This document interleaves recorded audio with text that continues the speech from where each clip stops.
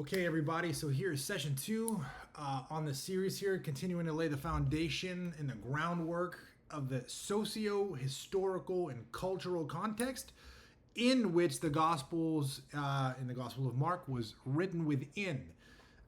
So we just kind of talked a little bit about the scene that Jesus walked into, and we want to kind of elaborate on that a little bit. And so we see that Mark's gospel, the story, the saga, the drama, was set in a land under Roman military occupation.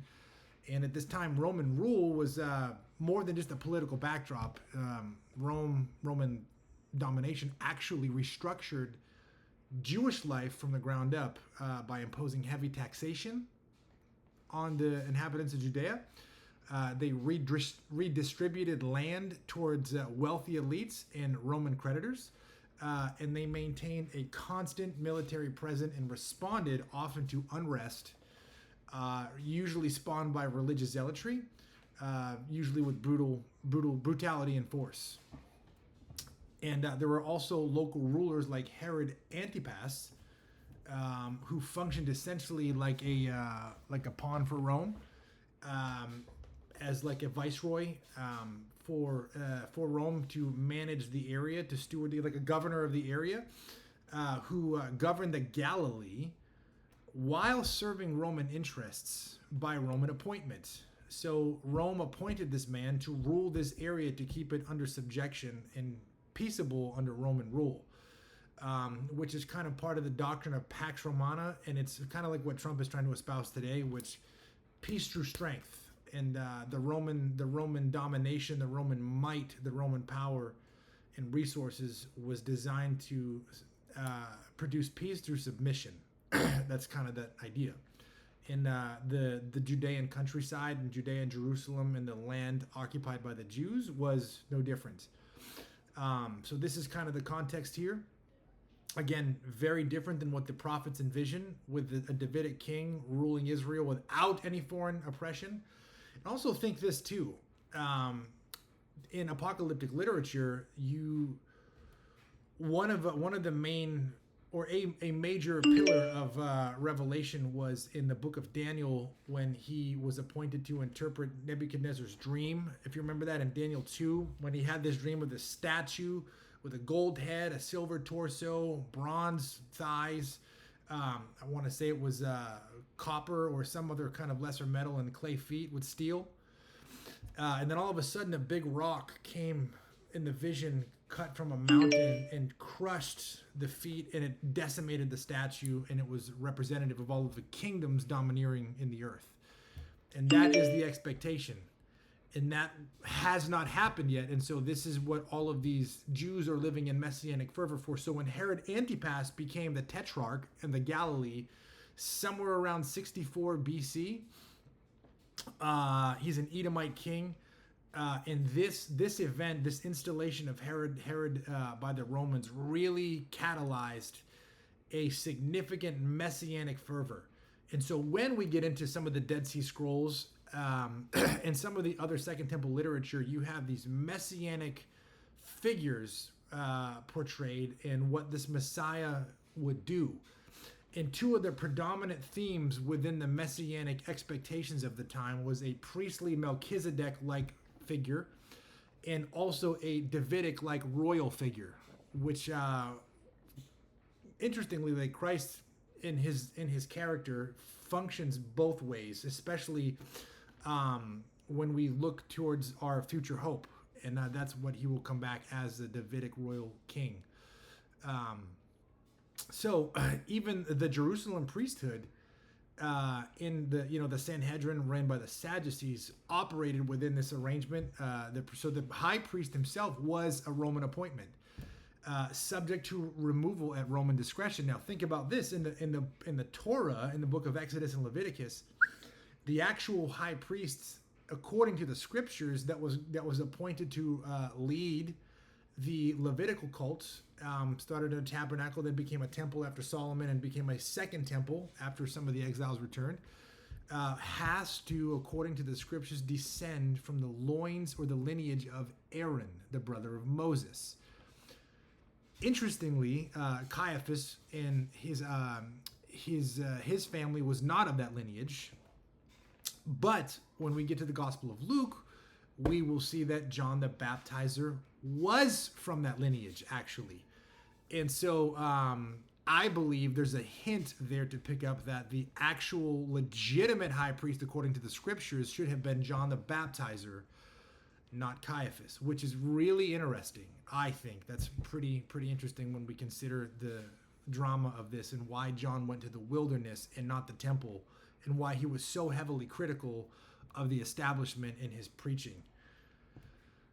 So, we have an issue with the temple. It was not done according to the scriptures. And for many Jews, this rendered the temple establishment and its whole little cult there not just politically compromised, but actually covenantally illegitimate, like priestly illegitimate. This was not pure. This was not godly. This was not of God.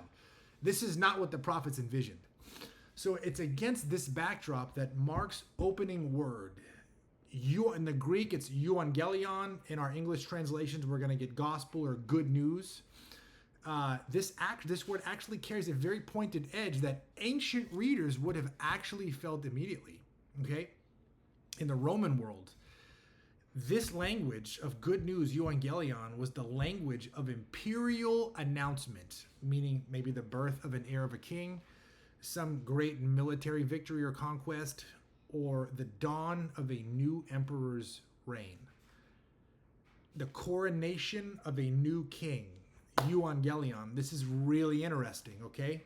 And so when we think about death, burial, resurrection, this is not the gospel in its whole. It's the spearhead of the gospel. It's the catalyzer of the gospel.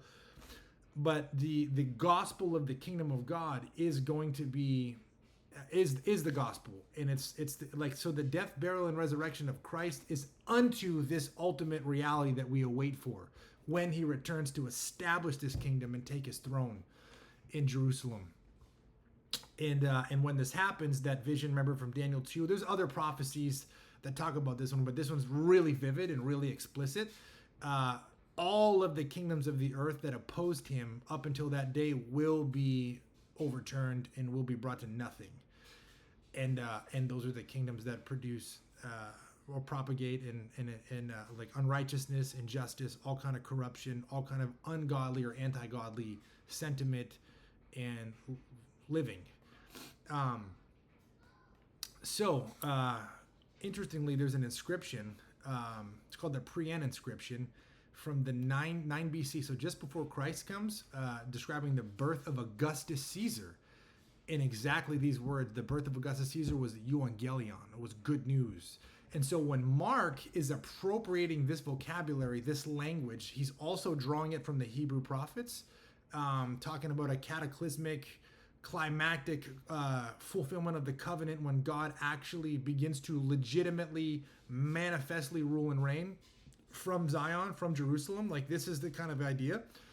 And it's geopolitical in nature. It's going to be like something that all of the nations of the earth will be forced to submit to or suffer consequences. And so Mark is using this wording, drawing it from the prophets, but also, or in league with that, communicating the imminent arrival of this eschatological messianic figure who is going to bring God's kingdom and establish God's kingdom on the earth. And so this implication of using this language is unmistakable. So the true good news, according to the Gospels, the good news, the gospel belongs not to Caesar, not to Rome, but to the God of Israel and his anointed Messiah. Okay?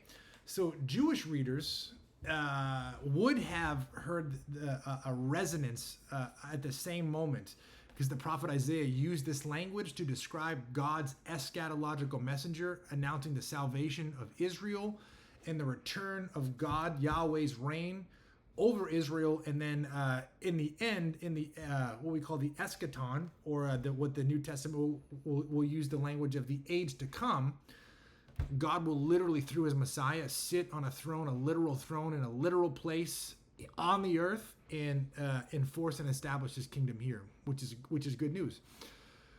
So, Mark's opening is doing double work. It's challenging Roman imperial claims while simultaneously declaring that Israel's ancient hopes, his covenantal promises, are about to become real. They are imminently awaiting fulfillment. So, one of the most importantly and commonly overlooked facts about the world of Mark's gospel is that first century Judaism was not a monolithic religion. It was diverse, internally contested, meaning there were different sects that would argue with each other about certain things, with multiple competing movements, each movement claiming to represent authentic covenant faithfulness under Roman occupation. So, in a nutshell, all of these movements developed in the Second Temple period as one, a response to the threat of exile, okay, which promotes and inspires a covenant loyalty or covenant fidelity.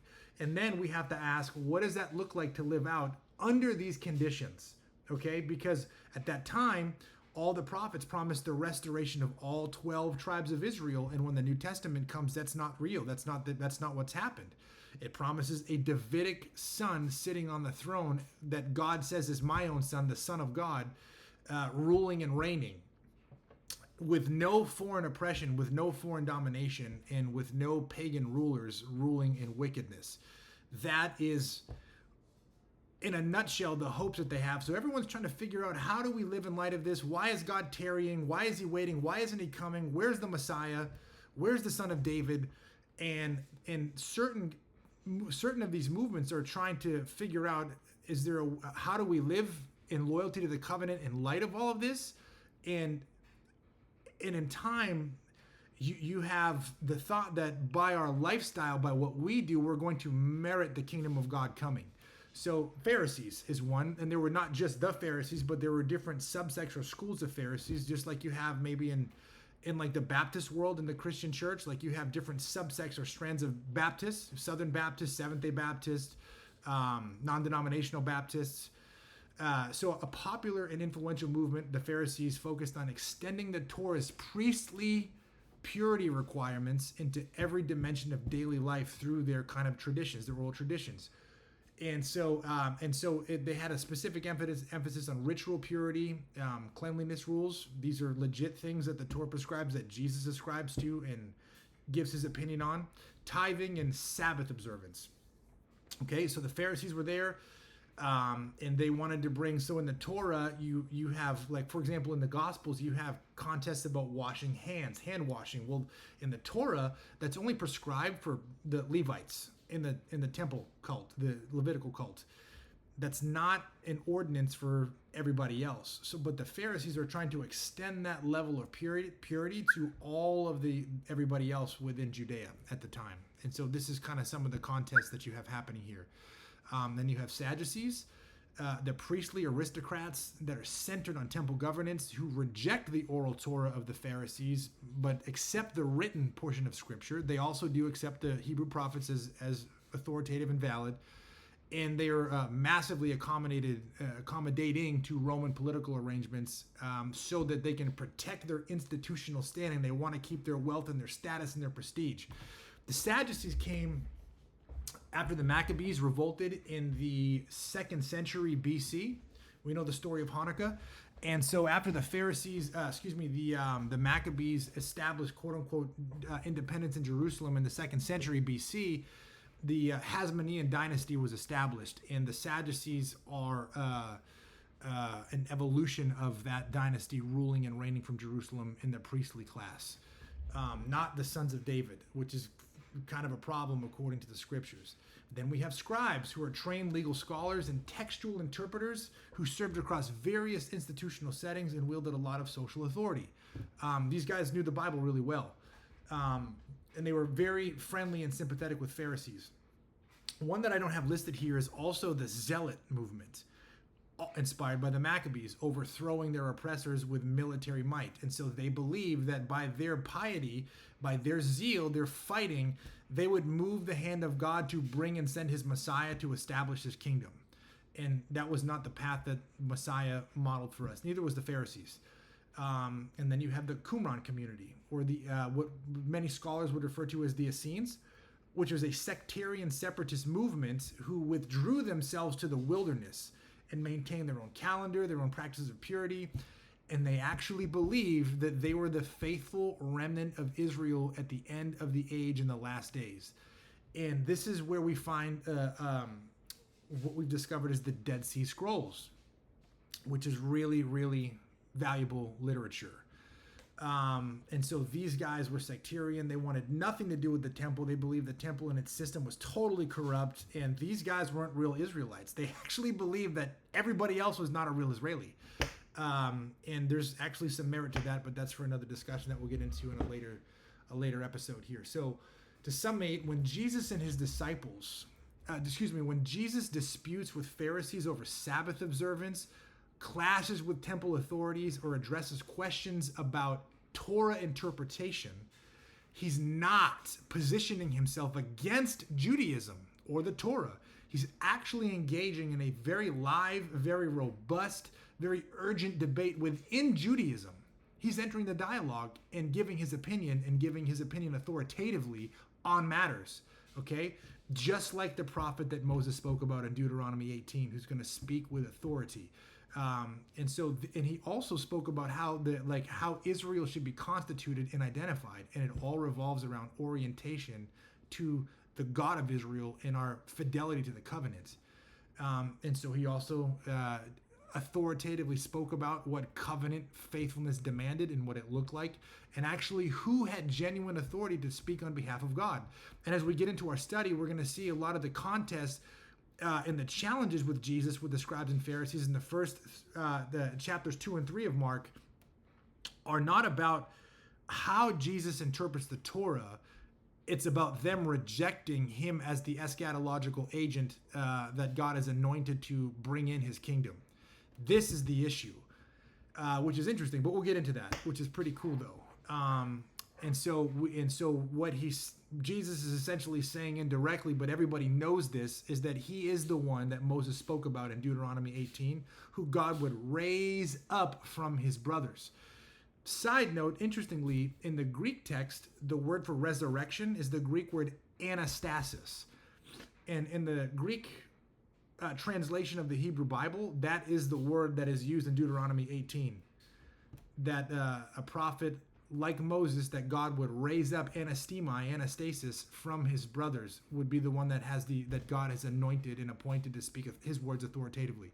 Jesus is identifying with that guy, and they just don't like it because he's criticizing them in many, many fronts. And so recognizing this is fundamentally a reframing of how these conflicts should be read, but it's contextual, it's lively, it's robust, and it's awesome. So I hope this also brings help in context and clarity, guys, and we'll talk about lay a little bit more the contextual foundation in our next episode as we dig a little bit more into this and get ready to explore Mark's gospel on Mark's terms within Mark's time period in history, with Mark's thought process and covenantal expectations and how he understood Jesus and what he understood Jesus would do. Be blessed, guys.